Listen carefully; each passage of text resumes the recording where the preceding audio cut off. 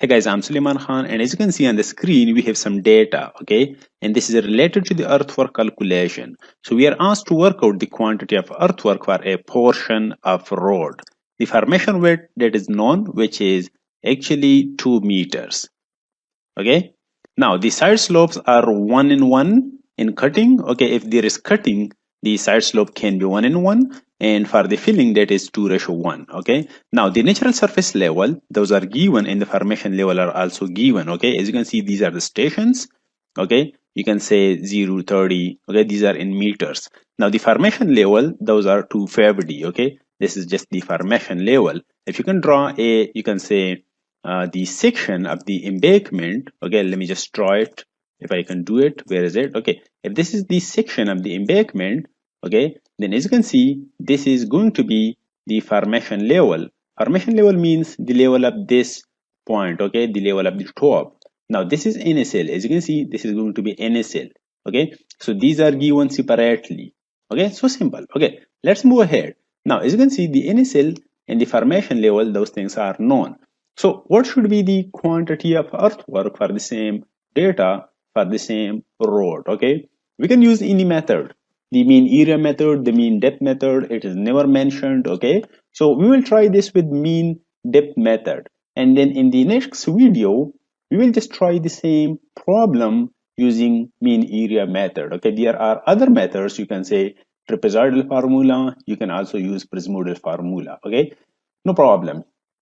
Okay, let's just move ahead, and we're going to do it in a, you can say, table, okay? Let's just say if we have RD, I'm going to draw the table a little bit quickly, it does not matter, okay? And then the formation level, we have then NSL, okay? And then we're going to calculate the depth, you can say, and then we're going to have the mean depth. Just a minute. So we have mean depth, and then we're going to have the area, okay, which is maybe you can say central area, okay? Let me just do it little bit quickly so you can understand it, okay? And then we have sides area, and then we will add the total area, you can say, and then we will calculate the quantity, okay? Maybe, okay, so simple. Now as you can see, let me just have some, you can say, uh, the borders, so we can do it little bit easy, and you can say in short time. Let's say this is the distance. Now we have next the quantity, okay? Just draw the same table, okay? It's so simple. Now as you can see, we have the mean depth, the central area. This must be actually BD, okay? I'm going to show it little bit late, does not matter how it can be BD, no problem. And then we can have cut, maybe we're going to have fill, maybe. Now as you can see, we are given side slopes. It means the section must be trapezium, okay? Like if you see this one, okay, where is it? Again, I just, it's where is it? It's hidden, okay, for me. Okay, let me okay, it's here, okay? So it must be a trapezium section like this one, okay? So if this is the section, let me just make it a little bit like this style, okay? That means the side slopes are 2:1 for this and 2:1 for that side, okay? And then for the cutting, we have 1:1, no problem, okay? So data is clear. We're gonna move ahead for the calculation. As you can see, RD, those are given. Like you can say 0 and 30, you can use Excel, okay? To make it a little bit quick, you can say, you can drag them, okay? Maybe up to 1 Fab because we don't have other things. We have only up to 1 Fab RDs, okay? These are stations. Now the formation levels, those are actually 2 Fab for each, okay? This is the top level, you can say, the top level, okay? Let me just take my pen, okay, so I can show you how it's working. Now if I just move to draw, as you can see, we're here, this point, this is actually 2 Fab meters, okay? This is the formation level, you can say, okay? Because below this point, okay, you can say this line, this is just NSL, okay? No problem. Okay, so we have formation level, and now NSL, those are just given, okay? You can say we have different NSLs. You can say this one, okay, for the station 0. I can just copy and paste them, okay? So quickly, so we have some time, you can say. Okay, let me just do it quickly like that. Okay, the final one. Okay, now as this is Excel, so I'm going to remove the fill, you can say no fill.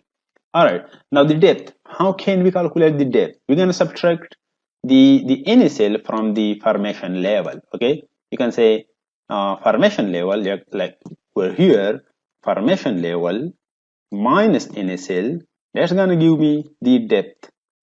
Okay, so simple. So formation level minus NSL, that's going to give me the depth. Now, what does depth mean? As you can see, if I just go to draw, the depth is actually this thing, okay? Something like that, okay? You draw, as you can see, this is going to be depth, okay? So simple. Now, as you can see, we're going to have this calculation in short, okay? Like, you can say we're going to provide the Excel functionality, which is equal for any formula. And then as you can see, we have formation level, and then we will put the minus sign, and then we will specify the initial, and then press enter. As you can see, we're going to just drag the formula to all cells. The same process, okay? You can apply it. Now the mean depth, what does mean depth mean? Actually, we're gonna add the depths for both stations. You can say for two stations, and then divide that by 2, so we can have mean depth for the two stations. Okay, how it works, let me just show you. Okay, as you can see, if we have this depth, okay, at one station, for station 0 and for station 3, we're gonna do it like, you can say D1 plus D2, and then we're gonna divide those things by 2. Okay, so simple. And now let's just move ahead. Okay, now equal this station, okay, and plus this station.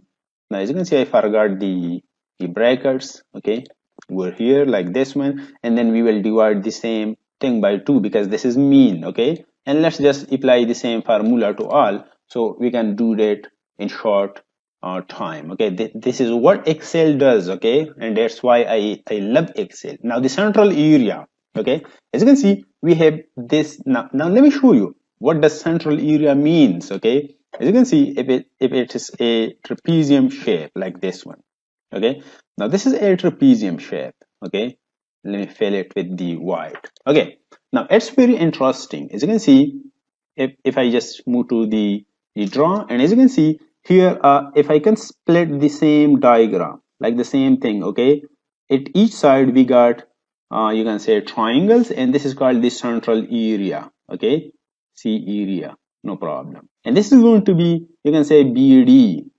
As you can see, it's been already written there. Okay, no problem. That's capital. Over here it's small, no problem. Okay, and B, that is actually the formation width, that one, that's also known, which is actually 2 meters. Okay, so simple. So we can just multiply B with D to have this central area. Okay, this central area, this is the central area. Now let me just change the color, so I'm going to show you the sides. Okay, now for the sides, as you can see, we have two sides. This side, this must be SD squared divided by 2.